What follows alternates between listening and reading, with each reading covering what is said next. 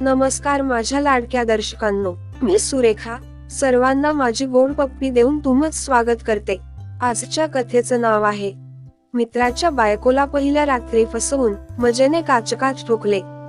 Hello मित्रांनो, माझी ही गोष्ट माझ्या एक मित्र केशवची आणि तिची नवरी पूजाची आहे.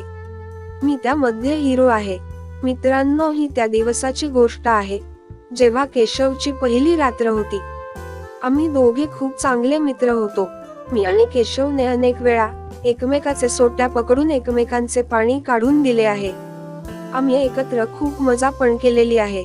जेव्हा केशवचे लग्न होणार होते तेव्हा मी केशवला म्हणले की भाभी बरोबर पहिली रात्र मी करणार आहे. मी वचन देतो आहे की कोणाला काही समजणार नाही आणि पूजा भाभीला पण हे समजणार नाही. तर तो तयार झाला होता, पण त्याने एक अट ठेवली होती की तू गुलाबी फुग्याचा वापर कर. तर मी त्याला वचन दिले होते. मग मी केशवला म्हणालो की भाभी बरोबर सुहागरात करायचा प्लान तू लग्नानंतर काही दिवसानंतर कर, जेव्हा सर्व पाहुणे निघून जातील. तर तो म्हणाला की ठीक आहे राकेश, तू एक वेळा तुझ्या भाभी बरोबर मजा करून घे, पण नंतर पुन्हा असा कधी विचार पण करू नकोस. तर मी त्याला हो म्हणले होते. मित्रांनो, बहुतेक तुम्ही विचार करत असाल की असे कसे काय घडू शकते की मी पूजा बरोबर ठोकाठोकी करणार आणि तिला समजणार पण नाही. आता तुम्ही पण विचार करू नका आणि माझी गोष्ट वाचत राहा आणि तुम्हाला सर्व काही समजून जाईल.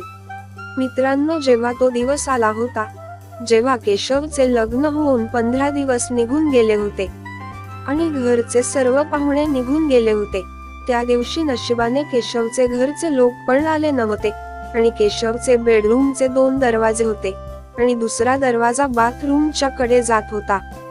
आता केशवने मला सांगितले होते की जेव्हा मी आणि पूजा बाहेर जातील आणि तू तेव्हा गपचूप बाथरूम मध्ये लपून जा.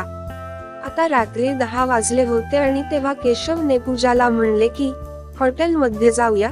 तर पूजा जायला तयार झाली होती आणि मग तयार झाल्यावर केशवने पूजाला सांगितले होते की जा आणि गाडीमध्ये बस, मी घराला लॉक लावून येतो.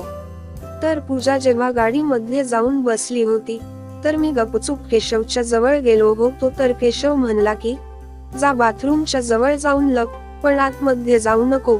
मी तसे केले होते. मी त्या दिवशी खूप खुश होतो कारण की मला पूजाला ठोकायला मिळणार होते. ते हॉटेल केशवच्या घरापेक्षा जास्त दूर नव्हते, त्यामुळे ते पटकन परत आले होते. मग केशवने रूमच्या आणि किचनचे सर्व लाईट बंद करून टाकले होते आणि तो बेडरूम मध्ये आला होता. मग बेडरूमचा दरवाजा बंद करून तो बाथरूम कडे आला होता. पूजा तोपर्यंत तिचे कपडे काढून ब्लाऊज आणि पेटिकोट मध्ये बेडवर पडली होती. मग केशवने मला म्हणले होते की इथेच तू तुझे कपडे काढून एकदम नागडे होऊन राहा आणि मी इथे आलो की तू बेडरूम मध्ये जा आणि लक्षात ठेव की तुझ्या तोंडून आवाज निघाला नाही पाहिजे. मग मी त्याला हो म्हणलो होतो. मग केशव बेडरूम मध्ये आला होता आणि पूजा बरोबर बेडवर झोपला होता आणि तिच्या ब्लाऊजच्या वरून तिचे बॉल हळूहळू दाबू लागला होता. आणि जेव्हा पूजा तिचा हात केशवच्या सोट्याकडे वाढवत होती तेव्हा केशव पूजाचा हात बाजूला करून देत होता. मग पूजा म्हणली होती की केशव तू तुझे कपडे काढून टाक ना. तर केशव म्हणला की तू आधी तुझे सर्व कपडे काढून टाक आणि नागडी हो. मग पूजाने पण सांगितले की असे, आणि मग तिने तिचे सर्व कपडे काढून टाकले होते आणि एकदम नागडी बेडवर पडली होती. मग ती म्हणली की आता तुझे सर्व कपडे काढ केशव. मग तो एकदम उठला होता आणि म्हणला की पूजा माझे एक ऐक, मी जोपर्यंत तुझ्या बरोबर ठोकाठोकीचा खेळ खेळणार आहे तोपर्यंत तू तुझ्या तोंडून एक पण शब्द काढू नकोस आणि माझ्या बरोबर बोलू नकोस, कारण की हे पहिल्या वेळी आहे, त्यामुळे मला लाज वाटत आहे. मी लाईट बंद करून मग माझे कपडे काढणार आहे, ठीक आहे पूजा. तर ती म्हणली की ठीक आहे केशव, जशी तुझी मर्जी. मी तुझ्या समोर इथे नागडी आहे आणि तुला लाज वाटत आहे, काही हरकत नाही, जा आणि लाईट बंद करून दे आणि पटकन तुझे कपडे काढून टाक. मग जेव्हा केशवने बेडवरून उठून लाईट बंद केली होती तेव्हा तो म्हणला की मी बाथरूम मध्ये जात आहे. मी इकडे माझ्या सोट्यावर गुलाबी फुगा टाकून नागडा तयार होतो. मग केशव माझ्याकडे आला होता आणि म्हणाला की जा आणि पोट भरून तुझ्या भाभीला ठोकून दे, पण तुझ्या तोंडून आवाज निघाला नाही पाहिजे नी लाईट काही झाले तरी चालू करू नको. मग मी त्याचे ऐकले आणि मग बेडरूमच्या कडे आलो होतो. आता पूजा एकदम नागडी होऊन केशवची वाट पाहत होती. मग मी बेडवर गेलो होतो आणि आता पूर्ण रूम मध्ये एकदम अंधार होता. मग मी पूजाचा चेहरा माझ्या हाताने पकडला होता आणि तिला मी चुंबन करू लागलो होतो. आता ती पण मला साथ देत होती, कारण की ती विचार करत होती की केशव तिच्या बरोबर हे सर्व काही करत आहे. मग मी तिचे ओठ खूप वेळ पर्यंत चोखले होते आणि चाटले आणि मग मी तिच्या बॉल कडे पोहोचलो होतो. आता तिचे बॉल एकदम फुगले होते आणि एकदम कडक झाले होते आणि मग मी तिचे बॉल हातामध्ये घेऊन दाबू लागलो होतो आणि चोकू पण लागलो होतो. आता मला खूप चांगले वाटत होते. मग मी असे करून पूजाच्या कमरेच्या एक एक भागाला चाटले होते आणि मग तिच्या पुपटीकडे आलो होतो. तिच्या पुपटीवर खूप सारे केस होते.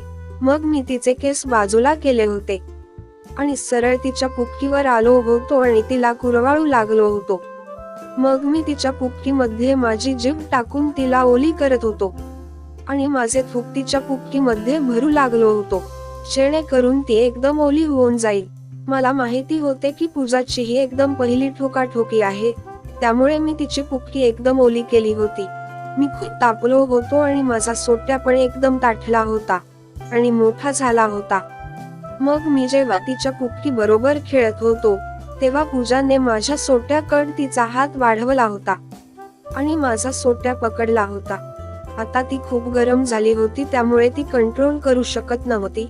मग ती उठली होती आणि मला धक्का देऊन तिने बेडवर पाडले होते आणि मी बेडवर पडलो होतो.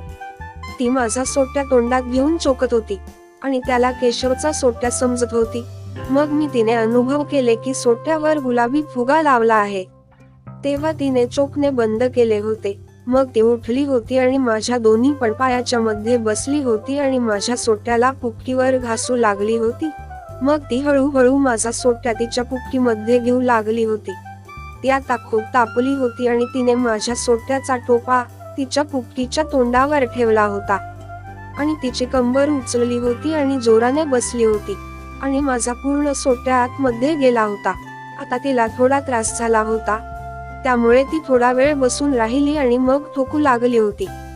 आता असे वाटत होते की मी मुलगी आहे आणि ती मुलगा आहे आणि मला ठोकत आहे.